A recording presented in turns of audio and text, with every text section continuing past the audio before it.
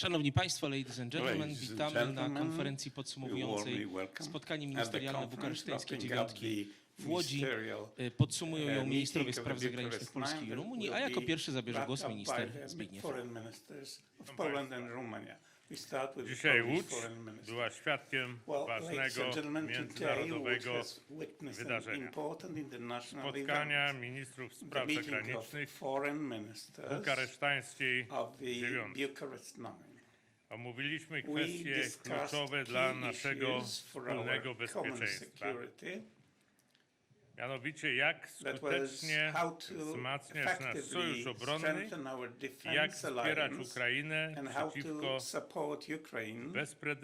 bezprecedensowej, nielegalnej i brutalnej agresji.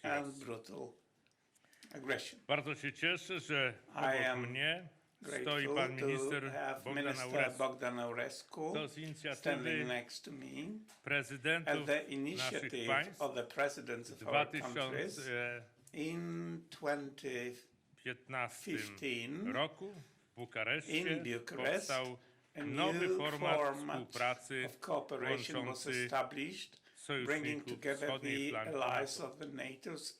Od tej pory spotykamy się zarówno na szczeblu prezydentów, jak i ministrów spraw zagranicznych, a także ministrów obrony. Przyświeca nam wszystkim jeden cel: bezpieczeństwo naszych obywateli oraz bezpieczeństwo całego obszaru euroatlantyckiego. Dzisiaj nasze obrady skupiły się na trzech wątkach. Po pierwsze, pogarszającej się sytuacji bezpieczeństwa w Europie i związanych z tym naszych działaniach na rzecz wzmocnienia wschodniej flanki NATO oraz politycznego i praktycznego wsparcia dla Ukrainy. Po drugie, trwającej adaptacji Sojuszu Północnoatlantyckiego do aktualnych i przyszłych wyzwań w kontekście przygotowań do najbliższych spotkań NATO, to jest przyszłotygodniowego posiedzenia ministrów spraw zagranicznych oraz lipcowego szczytu sojuszu, który będzie miał miejsce w Wilnie. I wreszcie po trzecie, na perspektywach wzmocnienia współpracy między NATO a Unią Europejską w bardziej skutecznym reagowaniu na obecny kryzys. Kraje bukaresztańskiej dziewiątki będą działać na rzecz pełnej implementacji decyzji ubiegłorocznego szczytu NATO w Madrycie, a także aktywnie włączać się w wypracowanie konkretnych decyzji szczytu w Wilnie. Kraje B9 chcą współdziałać na rzecz opracowania planów obrony terytorium NATO uwzględniających zagrożenie ze strony Rosji i z terytorium Białorusi. Rozmawialiśmy także o potrzebie zwiększenia utrzymania wydatków obronnych naszych krajów na poziomie odpowiednim do wypełnienia zobowiązań w zakresie obrony kolektywnej. Będziemy kontynuować nasze wsparcie dla Ukrainy, zarówno w wymiarze niemilitarnym, jak i militarnym. Dla Polski i wielu innych sojuszników, zwłaszcza ten drugi aspekt ma kolosalne znaczenie. Kraje B9 są tutaj liderami, także w zakresie mobilizowania sojuszników do bardziej odważnych działań. Jak to miało, Państwo pamiętacie, miejsce w kwestii przekazania samolotów MiG-29 czy czołgów. Chcemy utrzymania ścisłych więzi transatlantyckich. Dzięki unikalnemu potencjałowi obronnemu i stałemu zaangażowaniu politycznemu Stanów Zjednoczonych możliwe jest utrzymanie pokoju i bezpieczeństwa w Europie. Tym silniej wybrzmiały w naszych dyskusjach słowa prezydenta Stanów Zjednoczonych Joe Bidena, który w trakcie nadzwyczajnego szczytu B9 w Warszawie potwierdził silne przywiązanie swojego kraju do postanowień Traktatu Północnoatlantyckiego o kolektywnej obronie. Chcemy dalej wspierać politykę otwartej Liczymy, że wkrótce NATO będzie liczyć 32 członków wraz z Finlandią i Szwecją. Będziemy także kontynuować rozmowy na rzecz wzmocnienia politycznych i praktycznych więzi między Sojuszem a Ukrainą. W szerszym kontekście, wobec załamania się dotychczasowej architektury bezpieczeństwa europejskiego, będziemy prowadzić dalsze rozmowy na temat jej przyszłego kształtu, wychodząc z założenia, że ważnym elementem nowej architektury musi być zapewnienie bezpieczeństwa Ukrainie. Widzimy potencjał dla wzmocnienia współpracy między NATO a Unią Europejską. To pozwoli jeszcze skuteczniej przeciwstawić się agresywnej polityce Rosji. Istnieje szerokie pole dla tej współpracy, na przykład w odniesieniu do ochrony infrastruktury krytycznej, czy też odporności na działania hybrydowe naszych przeciwników.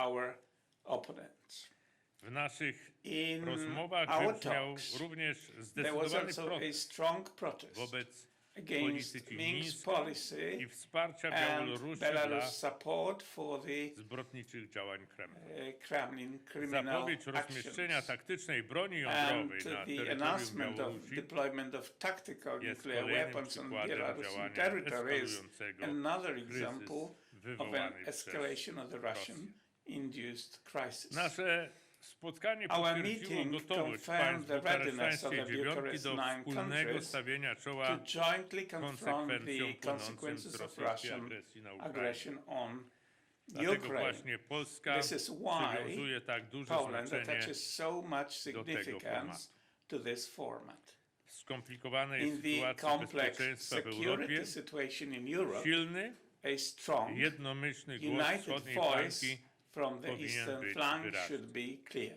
Konsultacje B9 traktujemy jako wkład naszego regionu we wzmocnienie całego sojuszu i transatlantyckiego partnerstwa. Jeszcze raz dziękuję bardzo panu ministrowi Bogdanowi Aurescu. Cooperation. For the past 2 days, we have engaged in very substantial talks on countering the effects of the Russian war against Ukraine, especially on our region, but not only, especially on the eastern flank allies, but also on the Euro-Atlantic security as a whole, because the Russian war against Ukraine is not just against Ukraine. It is also against the core parameters of the European and Euro-Atlantic security architecture. Indeed, Russia's war against Ukraine poses a great threat to the rules-based international order, and that is why we met together here in Łódź for discussing how to act together as a united group of allies within the alliance, supporting the alliance's decisions, which are going to take place next week in Brussels during the Foreign Affairs meeting of the alliance, but also to prepare for the NATO summit in Vilnius. As far as Romania is concerned, I have underlined, and I think all other colleagues have underlined, the importance of continuing to support in a strong manner Ukraine in order to increase its security, in order to be able to cope with the Russian aggression, to push back the Russian aggressor, and to win this war. Because as I emphasized not only once during these 2 days, in order to bring back peace in our region, we need for Ukraine to win this war, and this is the only option that we have. So we will make sure that this will happen, and this is our task for the ministerial next week in Brussels, but also for the Vilnius summit in July. And I have reiterated the Romania's strong commitment in order to support Ukraine on all dimensions, especially on the sanctions, on the isolation of Russia at international level, in order to fight against impunity for Russian officials. We are just today, 1 year after the Bucha massacre was discovered. So I think it's extremely important to join our forces in order to make the Russian officials accountable. Since the start of the war, we have facilitated the transit of over 14 million tons of grain and other agricultural products through Romania, which is more than half of what was exported through the solidarity lanes of the European Union. And we have also welcomed over 3.8 million Ukrainian refugees in Romania. And there is much more that we have done. I also reaffirmed today and yesterday Romania's commitment towards the open doors policy of NATO. This is extremely important because as we come closer to the Vilnius summit, we need to find the ways to have progress on the aspiration of Ukraine to become a NATO member. And I think we have to work hard together with the other allies in order to have such progress in line with the decisions of the Bucharest summit of 2008. And I have also underscored our commitment to support the NATO-EU coordination, which is extremely important these days in order to ensure the success of Ukraine's self-defense efforts. I have underlined, as Zbigniew has underlined, the importance of the full implementation of the decisions of the NATO summit of Madrid of last year, of last June, especially those concerning the long-term consolidation of the deterrence and defense posture on the eastern flank, so as to achieve the goal of forward defense, which was discussed and included in the documents of the Madrid summit. This is extremely important for us. And as President Iohannis mentioned during the B9 summit last month in Warsaw, we need to ensure a coherent vision of the entire eastern flank, of the forward defense on the entire eastern flank, which requires the implementation of all decisions taken in Madrid last year. Special attention needs to be paid in order to ensure a consolidated, integrated, and coherent posture on the whole of eastern flank. The current security context also highlights the strategic importance of the Black Sea, as it was mentioned in the strategic concept and the documents of the Madrid summit. It is important that the Vilnius summit marks an important step forward in terms of implementation of the strategic concept. I have also emphasized the need of enhanced measures to ensure security in the region, and I use this opportunity to recall that the transatlantic relation is the cornerstone of the Euro-Atlantic security. So, both of us have underscored how important it is to have the US presence on the ground, not only with troops, but also with prepositioned equipment, because this is crucial, and I think we need to work to grow the US presence in our region on the eastern flank in terms of troops and equipment. At the same time, I use this opportunity to also reiterate the invitation for my fellow ministers to the Conference on the Black Sea Security, which is going to take place in Bucharest on the 13th of April. It is co-organized by Romania and Ukraine at the level of Ministers of Foreign Affairs and Defense. And this will be the first high-level conference on Black Sea security under the aegis of the International Crimea Platform. The conference will address the consequences and the lessons learned from the war in Ukraine as far as the future security environment in the Black Sea. At the same time, I have highlighted the importance of the alliance's support for the most vulnerable partners in the region, especially the Republic of Moldova and also Georgia. We must continue to consolidate the resilience of the Republic of Moldova, which is facing recent destabilization attempts by Russia, including through malign hybrid tactics. But also it is important to support the European integration goals of this country. And I have emphasized the support given by Romania through the Defense Capacity Building Trust Fund, and I have encouraged my counterparts to continue to fund these important instruments. Romania has already contributed with a total of $1.35 million to this fund. And also Georgia is very important. We should not forget to support Georgia. Romania, together with UK, is exercising the NATO contact point embassy task in Tbilisi, and we have to continue to support our Georgian partners. We have also discussed today about the NATO-EU cooperation and coordination in the spirit of the recent NATO-EU joint statement adopted in January. We agreed that the Euro-Atlantic security would benefit from stronger and consolidated cooperation between these two organizations, because we have instruments and toolboxes of both organizations which are important for supporting our partners. For instance, the European Peace Facility, which is very relevant. And I have also welcomed the finalization of the ratification of the Finland's protocol of accession to NATO. This is a historical moment and an important step forward in consolidating the alliance, which will become stronger, but it is also very important to have, as soon as possible, the same result as far as Sweden is concerned. So this Bucharest 9 format, let me conclude by saying this once again, has reconfirmed its relevance since the beginning of its existence in 2015. It has facilitated our coordination, it has facilitated the transatlantic link, and it has facilitated and consolidated our unity, but to the benefit of the alliance as a whole. So thank you once again, dear Zbigniew, for your efforts and the efforts of your team to organize in perfect conditions this event here in your native town, which is a beautiful place to be. I'm glad that I'm here once again after the OSCE Ministerial, which you have also organized in perfect conditions. And last but not least, please take a look at the chairperson's summary that we have together, Zbigniew and I, drafted, which is encapsulating the essence of the discussions of yesterday and today. I think it is a very important document which will give some ideas of what we are going to do next week during the ministerial in Brussels, but also in the run-up of the Vilnius summit. Thank you so much. Thank you, ministers. Dokument zostanie odpowiednio rozpropagowany już po zakończeniu konferencji, a teraz konferencja prasowa na tematy związane z działalnością szczytu. Proszę o zgłaszanie się. Pan z tyłu będzie podawał mikrofon. Tutaj pan był pierwszy. Panie Karolu, proszę podać. Dzień dobry, Mikołaj Zagowa,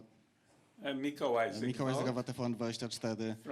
Mam pytanie do ministra Rau. Dlaczego Polska dodaje Rosjanom wagony towarowe, które wcześniej były zakonfiskowane po agresji na Ukrainę i po nałożeniu sankcji?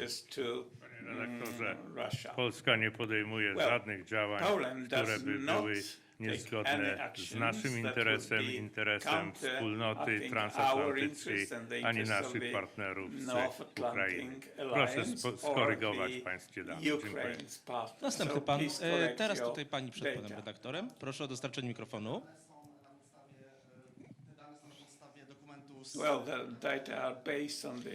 Ministerstwo Spraw Zagranicznych nie nadzoruje PKP SA. Ja mam prośbę o komentarz. Też w świetle oczywiście obrad B9, które odbyły się w Łodzi. Jak panowie oceniają fakt, że Rosja przejmuje przewodnictwo w Radzie Bezpieczeństwa ONZ od 1 kwietnia? Szef MSZ Ukrainy mówi tutaj wprost o kiepskim żarcie. Dziękuję. About the chairmanship of the UN. Wait for another question, Minister, or? Ale jeśli mogę też pana ministra Raua też prosić o I would also like Minister Rau to comment that. Yes, you were right, because this was a misfortunate decision which resulted from the Security Council procedures. We don't expect anything constructive from this chairmanship, so presidency. As far as I know, one of the topics proposed by Russian presidency will be, I'm not to go but this will be something typical for Russian disinformation. I didn't get the translation right, but I suspect it is about the taken over by Russia of the presidency of the Security Council, right? Well, I fully agree with my friend Zbigniew and with the position already expressed by our colleague Dmytro Kuleba, that nothing good can be expected from this presidency. and I hope that Russia will exercise restraint in exercising this presidency without affecting the efforts at the level of the United Nations and in general the level, the level of the international community as a whole to move forward with the resolution of the conflict in Ukraine. Thank you, Minister. Kto jeszcze? Telewizja Toja. Najpierw mikrofon. Przemysław Staciwa, telewizja Toja. Chciałem panów zapytać o rozmowy I would like to z ask Węgrami. you, gentlemen, Stanowisko about Węgier, talks with one od początku Hungary wojny and their prezentują position, odmienną optykę na because wsparcie Ukrainy, szczególnie wsparcie present the militarne. Czy podczas different tych rozmów position, jakoś ta optyka especially uległa pewnej concerning zmianie? Czy udało się military wspólnie support? razem z Have you Węgrami managed takie to porozumienie solve o tym wsparciu militarnym, a także akcesji Szwecji i Finlandii uzyskać? Dziękuję. Support and also Rzeczywiście on Sweden and w naszych obradach Finland. naturalną koleją rzeczy Yes, uczestniczyła of course. delegacja In our węgierska debate, we had prowadzona the przez Hungarian delegation ministra run by Siatro Peter w sprawach Siatro, and zasadniczych, a in więc w stosunku do basic issues that inwazji is Federacji concerning Rosyjskiej the na Russian Ukrainę, ani invasion of pozycja Ukraine, węgierska nie uległa zmianie, neither ani the tym bardziej Hungarian nasze point of view changed, stanowisko nor pozostałych our, członków the remaining members of bukaresztańskiej the Bucharest dziewiątki. Line, Niemniej changed. jednak w wielu sprawach Nevertheless, in szczegółowych many dyskusja specific issues, miała the discussion konstruktywny seemed to be constructive. Yes, I agree with that. I think we have a common understanding of what are the threats towards the security of our region and of the Euro-Atlantic space. The challenges are the same. Of course, some of the positions are not identical, but I think that such meetings, like the one that we had yesterday and today, with the exchange of views and arguments from our side, from any other minister who is taking part in the debate, I think they are contributing to bringing the positions of the allies on the eastern flank closer. So I think there is added value in our discussions from that perspective. And at the end of the day, if we have seen the debates and the results of our debates at the level of the European Union, for instance, or the level of NATO, we manage to take decisions which are important and relevant in the context of the war of Russia against Ukraine, even if certain positions are different and some decisions are not being able to be taken. But if we speak about the whole picture, I would say that we managed to move forward. I ostatnie pytanie do mediów publicznych. Wojciech Cegielski, Polskie Radio. Polskie Radio. Pytanie do obu panów ministrów.